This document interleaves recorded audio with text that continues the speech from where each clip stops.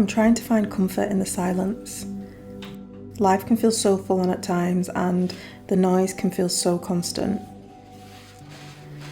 I know I'm spending far too much time on my phone and staring at screens in general, and it doesn't necessarily feel good. I took a week-long digital detox last year for this very reason. I knew it wasn't a one-time fix, but for some reason I found myself putting off doing it again.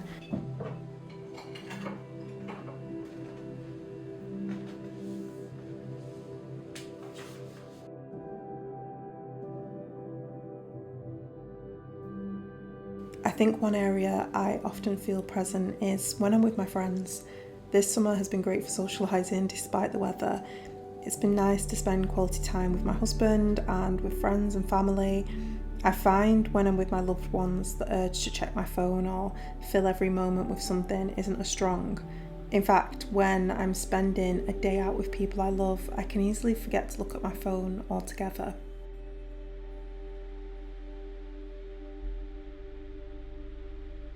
Something I do realise is that alone time is important. We each need time to socialise and discuss our thoughts and feel heard by others, but it's also important to have time for ourselves. It seems obvious, although with constant distractions and life commitments, it can sometimes be easier said than done. I think I heard a quote once that said something like, "The most important relationship you'll ever have is the one you have with yourself."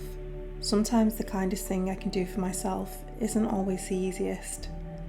I know when I'm tired after a day of focusing on work and thinking, it's much easier for me to binge watch a show as opposed to pull out my journal and give myself space for introspection. Just like in the morning, I know it will be easier to lay in bed, but I feel much better after I've taken myself to the gym.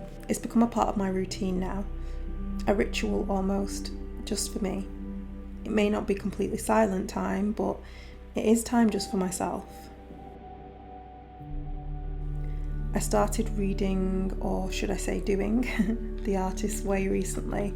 One of the exercises in the book is to take yourself out on an artist date each week.